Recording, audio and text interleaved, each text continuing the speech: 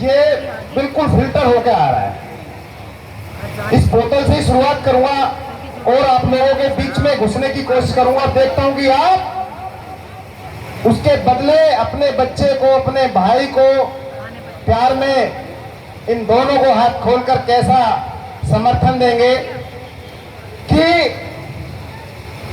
याद करो 1927 की वो महान क्रांति, जिससे पहले एक गंदे तालाब में जानवर पानी पी सकता था, लेकिन सार्वजनिक तौर पर आप पानी नहीं पी सकते थे।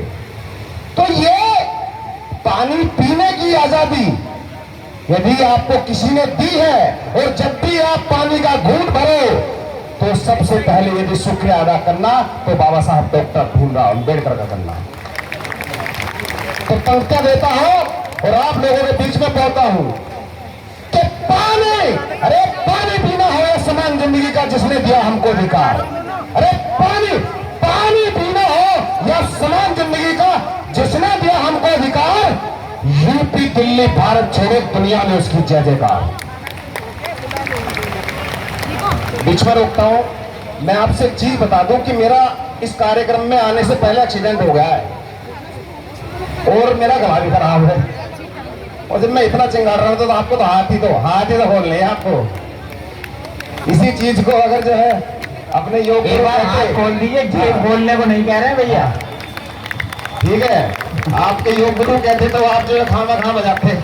चलो खैर, कि पानी पीना है समान जिंदगी का जिसने दिया हमको अधिकार।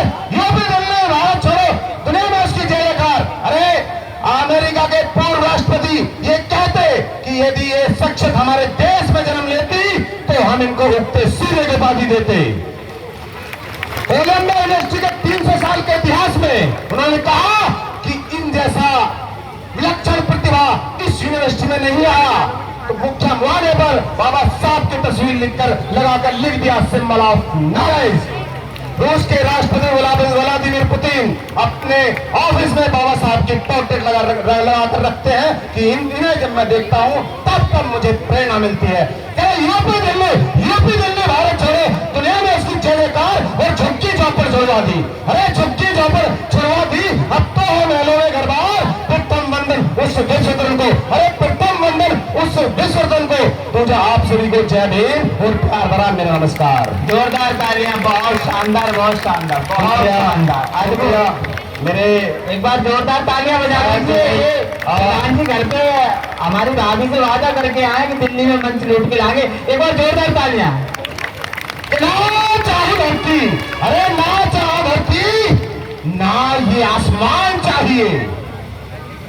देखता हूं कि मेरी पंक्तियां आप तक कितना पहुंचती हैं और आप बाबा साहब को कितना मानते हो। कि ना चाहे धरती, ना ये आसमान चाहिए, मुझे तो दिलों में सबके गौतम बुद्ध भगवान चाहिए। अरे क्या बात है, अब तालियां बंद हो रहा है आपकी।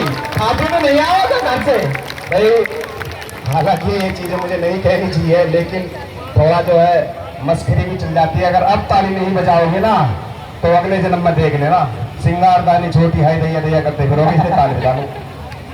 ना चाहे धरती, ना ये आसमान चाहिए, मुझे तो दिलों में सबके गौतम बुद्ध भगवान चाहिए। और लगे ये देश फिर से सम्राट अशोक का है। अरे लगे ये देश फिर से सम्राट अशोक का है। अरे देखता हूँ आप अपने प्रतिनिधित्व को लेकर कितने उत्साहित हो।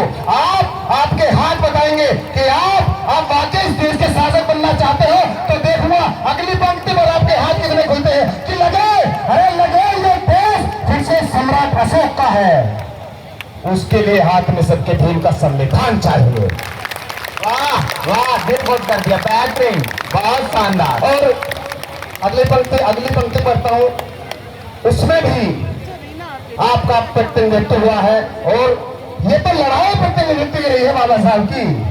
ये सरकार शब्द जो है इसको आप ये मत देखो कि भाई एक जो है एक असेंबली में बैठे हुए लोग वो सरकार का हिस्सा होते हैं। सरकार का मतलब होता है कि माकूल संख्या में आपका प्रतिनिधित्व हर विभाग में हो, उसे सरकार कहते हैं।